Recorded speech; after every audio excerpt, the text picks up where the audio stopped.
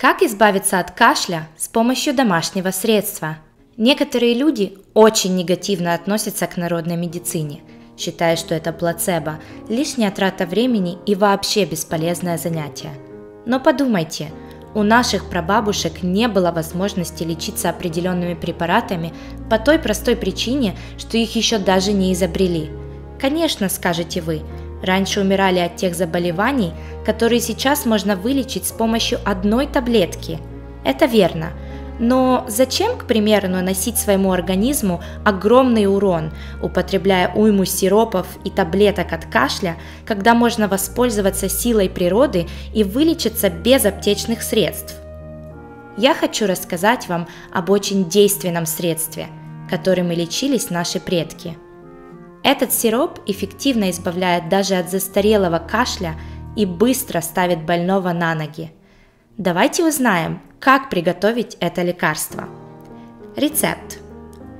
Понадобится фиолетовый лук 500 грамм, сахар 500 грамм, очищенная вода 1,5 литра, лимон 2 средних, мед 7 столовых ложек. Приготовление. В кастрюле аккуратно растопите сахар, постоянно его помешивая, чтобы не пригорел.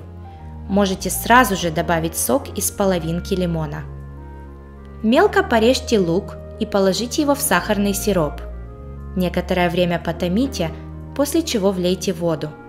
Варить средство нужно до тех пор, пока не испарится примерно треть воды. Снимите напиток с огня и дайте ему полностью остыть.